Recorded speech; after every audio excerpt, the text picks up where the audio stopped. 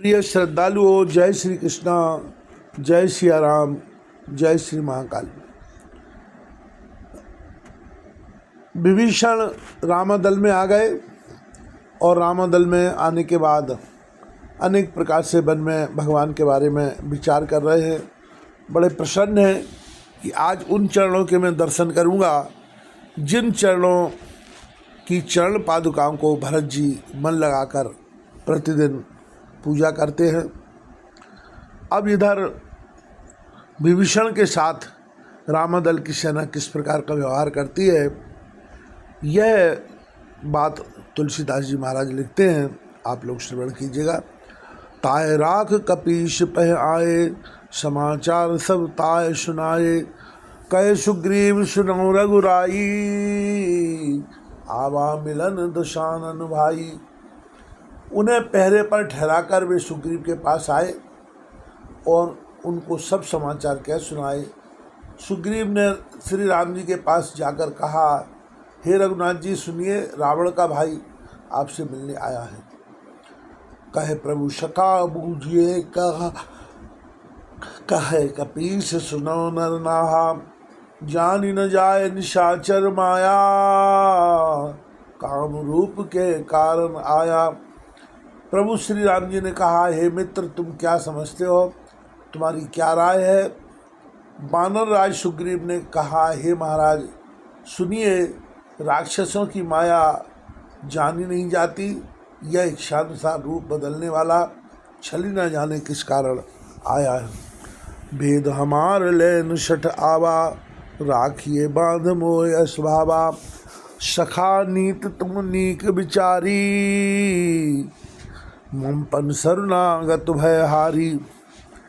जान पड़ता है यह मूर्ख हमारा भेद लेने आया है, इसलिए मुझे तो यही अच्छा लगता है कि इसे बांध रखा जाए।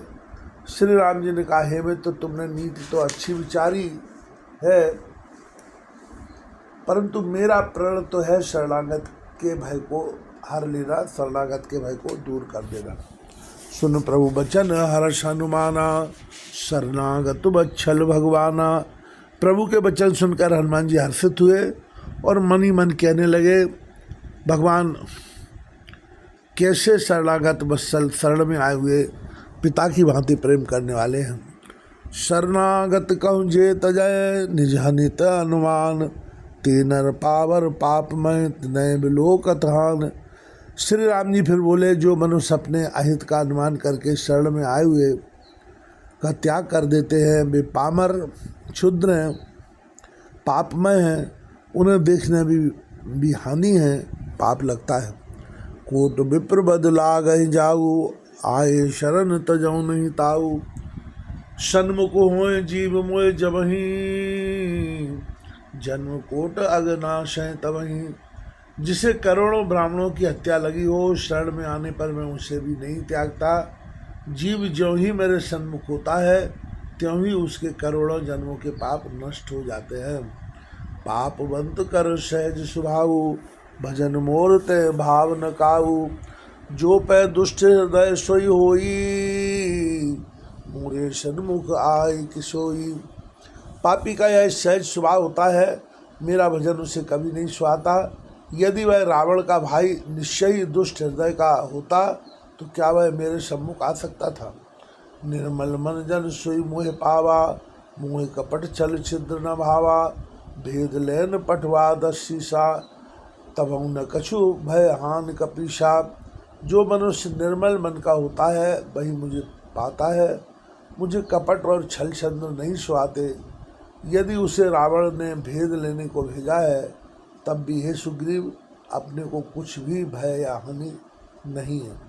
जगमहो सखा निशाचर जेते, लक्ष्मण हनय निमिषमय तेते, जो सवित्र आवासर नाई, रखियो ताय प्राण की नाई। क्योंकि हे सखे, जगत में जितने भी राक्षस हैं, लक्ष्मण क्षण में उन सबको मार सकते हैं, और यदि वह भयभीत होकर मेरे शरण आया है तो मैं उसे प्राणों की तरह रखूँगा। उभय भांत ते आनो, हंस गए कृपा निकेत, जय कृपाल कहे कपि चले, अंगद हनु समेत। कृपा के धाम श्री राम जी ने हंसकर कहा, दोनों ही स्थितियों में उसे ले आओ। तब अंगद और हनुमान जी, सुग्रीव जी कृपालु श्री राम जी की जय बोलते हुए और विभीषण के पास आए।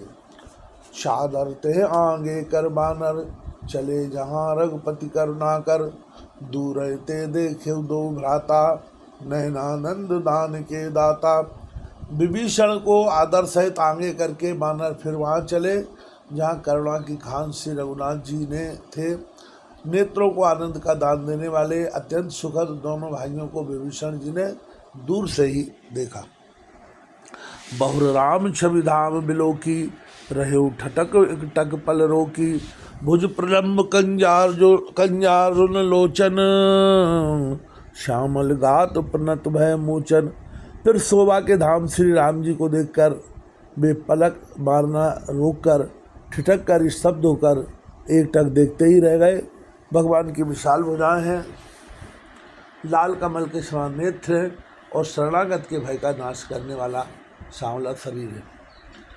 सिंध कंद आयत और सोहा, आंगन अमित मदन मन मोहा। नयन नीर पुलकित अति गाता, मनोधर धीर कही मृदुआता। सिंह के से कंधे हैं, विशाल वक्षस्थल है, चौड़ी छाती अत्यंत शोभा दे रही है। असंख्य कामदेवों के मन को मोहित करने वाला मुख है।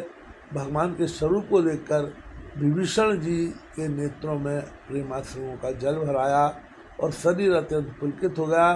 फिर मन में धीरज धरकर उन्होंने कोमल वचन कहे।